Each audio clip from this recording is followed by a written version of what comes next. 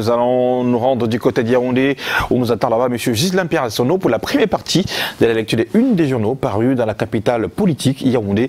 M. Ghislain Pierre-Sonneau, bonjour, et à toute la grande équipe de Canal Matin sur le plateau là-bas. Bonjour à nos millions de téléspectateurs, ceux du Cameroun et du monde entier, vous tous qui êtes chargés faute d'informations, bienvenue à la revue de la presse.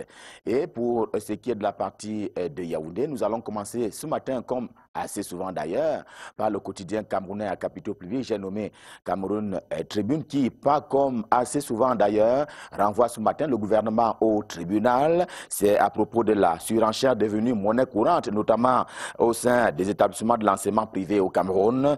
Ainsi, armée de courage, Marie-Claire Nana et son journal Cameroun Tribune disent que chaque année, sous le nez des pouvoirs publics d'ailleurs, et l'on assiste justement médusé à l'augmentation sans fin de la pension, une situation jugée désagréable par les parents d'élèves qui ont été rencontrés par Cameroun Tribune, aidés en cela donc par un certain nombre de personnes qui ont donné leur avis sur la question dans les rues de Yaoundé notamment, et Cameroun Tribune en réalisant justement ce dossier donne la parole à un certain nombre d'acteurs, les parents et également l'homme de la rue, mais non sans oublier l'administration qui est compétente en la matière à propos de l'enseignement privé au Cameroun qui s'obtient aujourd'hui à prix d'or dans les deux établissements. On pratique même les pénalités qui aussi indiquent Cameroun Tribune entre 10 et 15 000 francs CFA en cas de paiement hors délai, et pour bien montrer comment le gouvernement a quelque peu démissionné de la police administrative en la matière,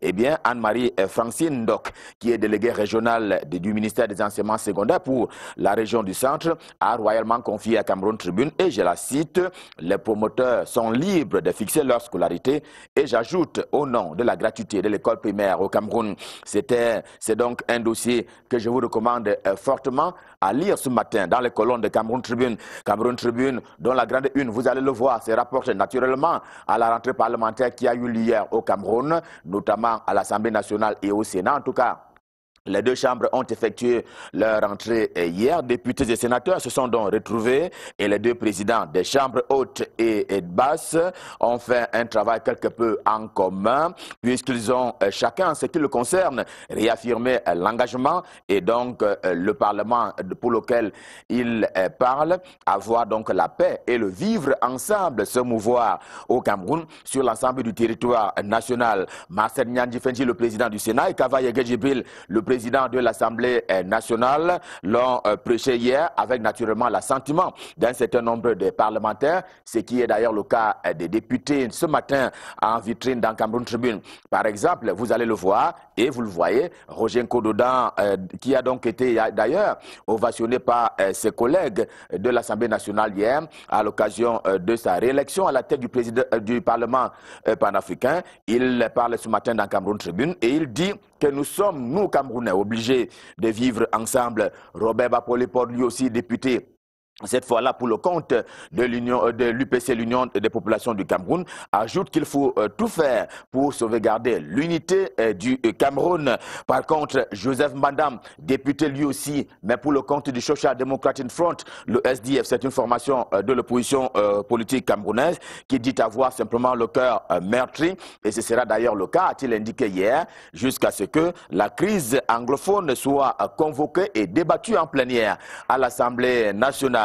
Justement, à l'Assemblée nationale, c'est le quotidien de Georges-Alain Boyomo, j'ai nommé Mutation, qui annonce ce matin quelque peu les adieux de Kava Yegue Djibril, le président de l'Assemblée nationale. Ludovic Amara, qui est donc le chef du service politique du quotidien Mutation, s'appuie d'ailleurs sur un pan du discours du PAN, selon lequel une invite a été formulée, souhaitant donc que le vivre ensemble soit cultivé par les députés de la présente législature, qui est d'ailleurs en fin de parcours, même s'ils ne vont pas revenir à l'Assemblée nationale.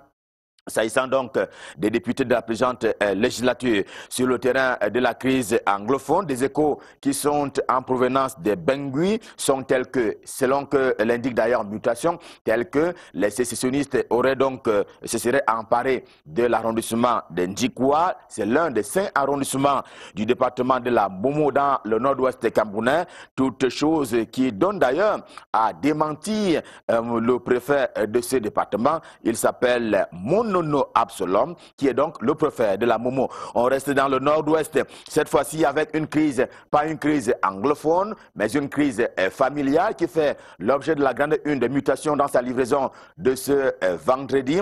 C'est donc une crise au sein de la famille Tanden Mouna, du nom donc de l'ancien président de la Chambre des représentants du peuple camerounais.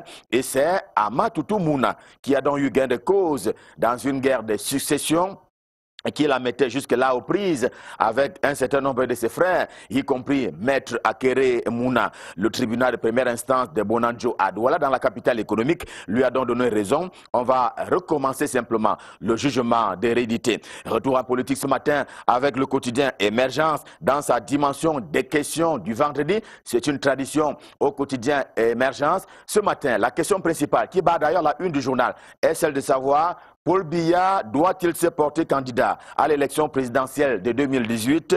Eh bien, sur les 13 experts qui s'affrontent ce matin dans le journal, eh bien, 2 sont favorables et 11 sont contre. Les premiers disent qu'il est, lui, Paul Biya, libre de le faire, c'est-à-dire de se porter candidat à l'élection présidentielle. Et le bloc de 11, par contre, juge irrationnel, 35 ans de pouvoir au pouvoir, et invite Paul Biya à sortir donc par la grande porte au terme donc d'un dossier qui est réalisé comme traditionnellement tous les vendredis d'ailleurs par le quotidien Émergence en kiosque. Et s'il y a un fait qui milite en faveur de cette posture de 11 des 13 experts qui ont donc été rencontrés par le quotidien Émergence, il y a celui-ci rapportant justement à la crise dite crise anglophone. C'est d'ailleurs l'objet de la deuxième une du journal Émergence aujourd'hui. On a bien suivi l'expression formelle des Camerounais anglophones sur ce qu'ils attendent comme solution pour sortir donc de cette crise anglophone. Et naturellement, ils se sont confiés très récemment encore à la commission Moussongué, la commission de promotion du bilinguisme et du multiculturalisme qui a été mise sur pied et présentée en son temps comme étant l'une des solutions du régime de Yaoundé pour la résolution définitive de la crise anglophone. Au rang donc de ces préoccupations et prétentions des Camerounais d'expression anglaise, les anglophones, eh bien il y a le fédéralisme et aussi la considération des francophones vis-à-vis des anglophones. Mais une question à Peter Mafani Moussongué, le président de la dite commission, eh bien la question la voici.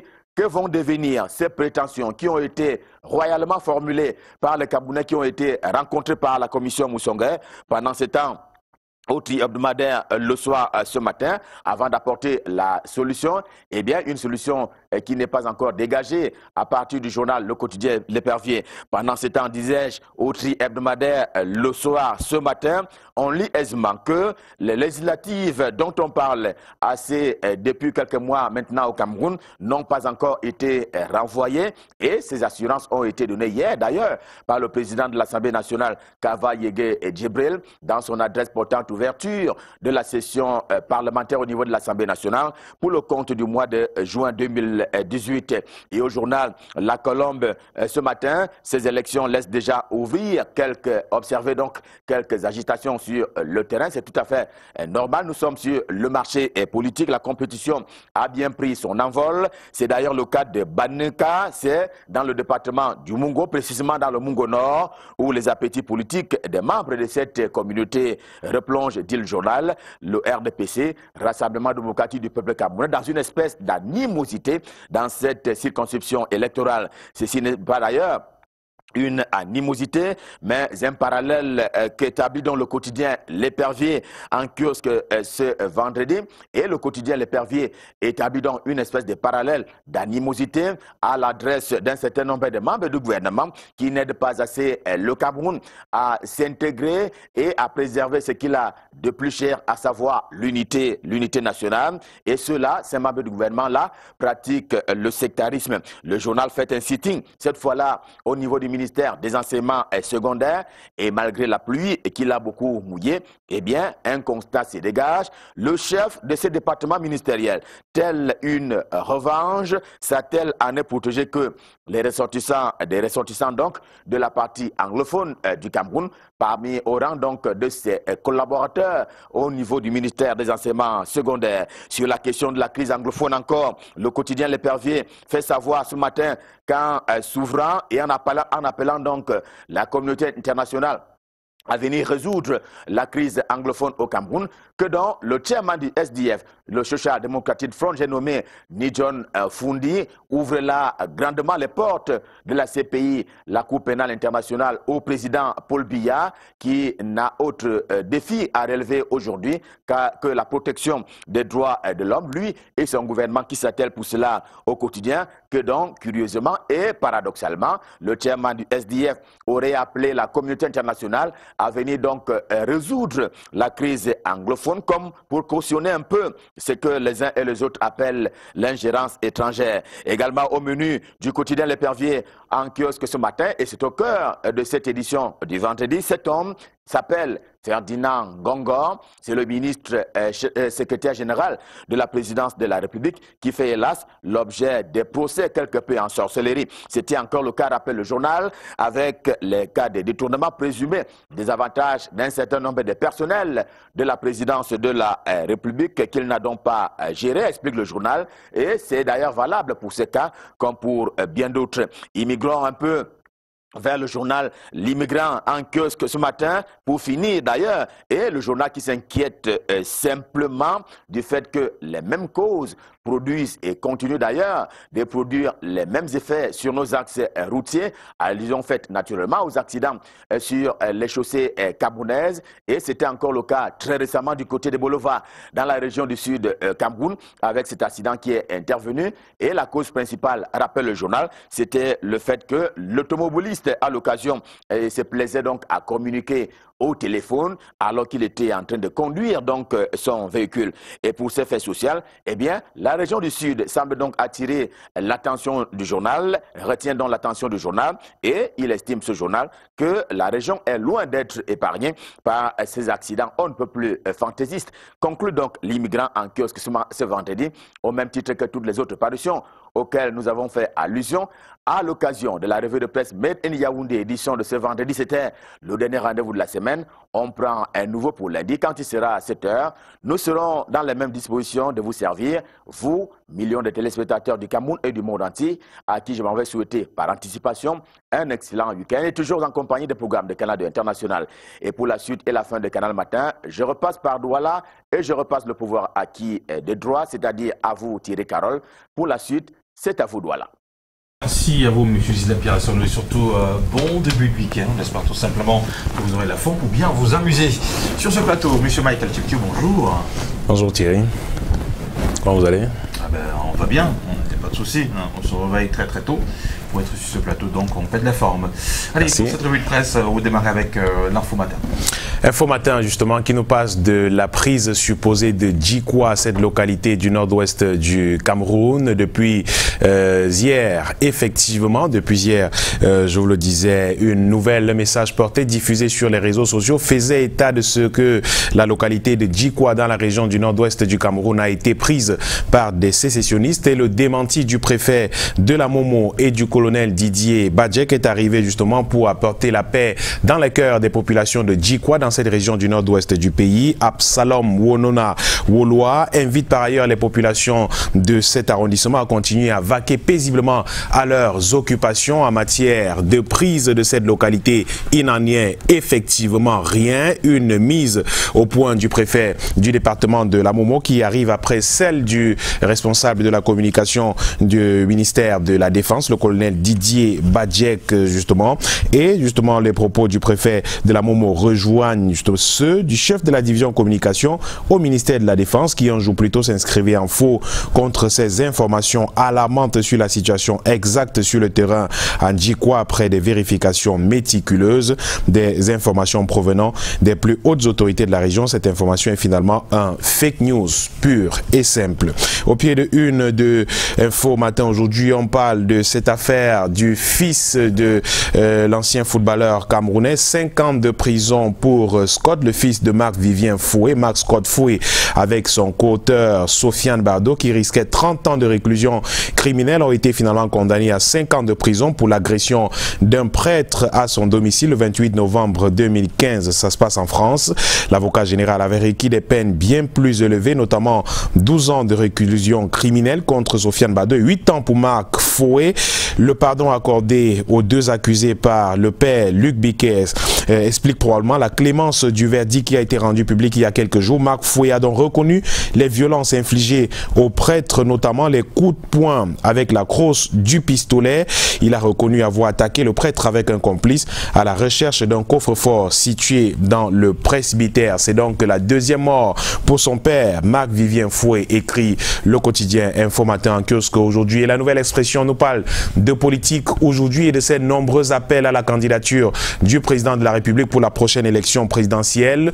Le quotidien La Nouvelle Expression qui parle plutôt d'hypocrisie, l'hypocrisie des appels à la candidature de Paul Biya. Le journal ressasse un tout petit peu ces meetings qui sont tenus il y a quelques jours à Baganté, dans le département du Foundi et bien d'autres localités du pays. Un tour d'horizon de La Nouvelle Expression qui donne la parole cependant à quelques ces personnes qui s'expriment sur la question. Par exemple, Saint-Éloi Bidoung, qui est un militant du Rassemblement démocratique pour le peuple camerounais, qui fait publier un coup de gueule dans La Nouvelle Expression aujourd'hui. Et les militants de base du RDPC, pour lui, ces appels du peuple peinent le peuple effectivement. Ce sont des appels d'hypocrites, dit-il dans le quotidien La Nouvelle Expression aujourd'hui. Et Albert Zongan, qui est également homme politique, essaie un tout petit peu de décrypter la sortie de ces élites de Baganté à la place des fêtes de Baganté, effectivement, lors de ce meeting d'appel à candidature au président de la République, et écrit justement à Benzongan que M. Nyadi Fendi Marcel et compagnie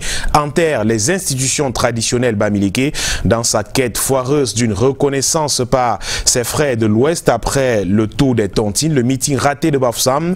M. Marcel Nyadi Fendi, deuxième personnalité de la République, s'est replié dans son village natal où il espérait faire le plein d'œufs. Ça n'a pas été le cas, écrit Albert Zongan aujourd'hui, qui qualifie justement ces différents appels à la candidature de Paul Biya comme des appels d'hypocrites. Le pied de une du journal nous parle de cette opération de comptage physique des personnels de l'État. Pas de salaire pour les fonctionnaires non comptés pour ce mois. C'est ce que nous apprend le journal. Les fonctionnaires qui ne se sont pas soumis aux opérations de comptage ne recevront pas leur salaire du mois de juin. C'est en tout cas ce que vient d'annoncer le ministère des Finances dans un document publié par La Nouvelle Expression. Il est rappelé justement que la perception du salaire du mois de juin sera conditionnée par la présentation du récépissé de comptage, écrit le ministère des Finances dans le dit document. D'ailleurs, ajoute-t-il, des agents de la fonction publique n'ont plus que ce jour pour se faire compter. La deuxième phase du comptage physique du personnel de l'État s'achevant ce vendredi 8 juin. Dans ce même document, le ministère des Finances ne donne aucune information sur le nombre de personnels de l'État déjà enrôlés dans l'opération de comptage. Cependant, les informations obtenues en fin mai 2018 faisaient état de ce que seulement 40% des agents de l'État avaient déjà été recensés lors de cette opération. Le journal parle également de l'ouverture de la session du mois de juin au Parlement et ne voit aucune perspective à la crise anglophone. La session de juin qui s'est ouverte hier n'a pas présenté des pistes montrant le législatif prêt à aborder la question au cours des travaux. La session de juin pourrait donc ressembler aux précédentes, même si au sein du RDPC, on admet au bout des lèvres qu'un débat serait opportun sur les appels au fédéralisme. Certains députés assurent même que ce sujet n'est pas tabou au sein du Parlement. Pourtant, le RDPC, via le président de l'Assemblée nationale, s'est fermement opposé au cours de la session de novembre 2017 aux demandes introduites par le parti de John Fundi, le Social Democratic Front, pour que le Parlement se saisisse de la crise anglophone. C'est donc une question de crise anglophone à suivre lors de cette session parlementaire, nous informe le quotidien La Nouvelle Expression en kiosque ce vendredi. L'œil du Sahel, le tri-hebdomadaire régional d'information du Grand Nord, est également en kiosque aujourd'hui et nous parle de l'université de Ngaoundéré, des problèmes que rencontre cette institution universitaire depuis quelque temps maintenant, et qui de mieux que le recteur de cette institution pour éclairer la lanterne des lecteurs de l'œil du Sahel aujourd'hui sur la question. Le professeur Ufi Shinje Melo, qui a accordé un entretien d'une page au journal de Gibai Gatama, revient sur les problèmes de l'université de Ngaoundé. Pour elle, il y a toujours d'autres problèmes qui surgissent quand on change les habitudes. Elle revient sur ce qui justifie les bisbilles entre le contrôleur financier spécialisé détaché à l'université de Ngaoundéré et elle, le recteur de cette institution. Elle parle également du contrôleur financier. Avant lui, il y a eu des tiraillements avec l'agent comptable qui a finalement été limogé. Comment en est-on arrivé à cette situation? Les explications du Ufi Shinje Melo, Ali également dans l'œil du Sahel aujourd'hui, qui revient sur une autre actualité dans cette institution, qui est la question de l'escroquerie à la faculté des sciences de l'université de Ngaoundéré. Malgré des assurances et de la sérénité à l'université, le constat est fait qu'il y a des sons de cloche discordants par rapport aux réformes que le recteur a engagées depuis quelque temps. Elle qui revient de long en large sur les raisons de ces bisbilles enregistrées à l'université de Ngaoundéré depuis quelque temps. Le journal revient sur la force multinationale mixte à son pied de une. Cette force multinationale mixte qui intensifie ses opérations civilo-militaires contre la secte terroriste Boko Haram dans la région septentrionale du Cameroun, dans la région de l'extrême nord précisément. Elle est de plus en plus présente sur le terrain, la force multinationale mixte qui intensifie ses actions. Et le maire de Hile Alifa, qui est une localité de l'extrême nord du Cameroun, de noter que l'ennemi est en fuite depuis quelque temps, depuis l'arrivée de la FMM dans cette localité. C'est donc formidable. Le sous-préfet de Hile Alifa, lui aussi, qui s'exprime, estime que c'est une initiative louable que de faire venir les éléments de la force multinationale mixte dans cette localité pour combattre la secte terroriste Boko Haram. L'effort camerounais en kiosque également aujourd'hui nous parle de la célébration de l'anniversaire de la mort de Monseigneur Jean-Marie Benoît Bala, parti dans des circonstances troubles il y a un an maintenant, et de cette cérémonie de commémoration de l'assassinat, comme écrit le journal, de la mort, de l'assassinat de Monseigneur Jean-Marie Benoît Bala. Les évêques du Cameroun qui sont allés prier à Bafia pour le repos de l'âme du regretté pasteur, ils ont aussi profité de cette occasion pour réclamer aux autorités toute la lumière sur les mobiles du décès tragique de l'évêque de Bafia. Les détails allés dans l'effort camerounais en kiosque aujourd'hui, qui nous parle également de l'ordination sacerdotale, l'ordination qui est réservée aux hommes. La mise au point du préfet de la doctrine de la foi, c'est une mise au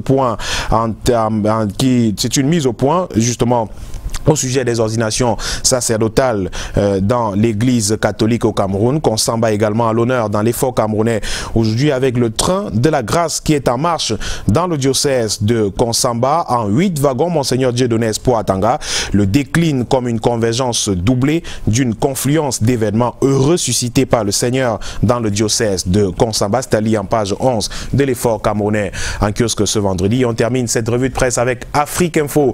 Afrique Info qui nous parle aussi de présidentielle 2018 et Sa Majesté Samuel Libok Mbey qui appelle le peuple Bassa, Batipo, à une grande mobilisation derrière la candidature du président Paul Biya.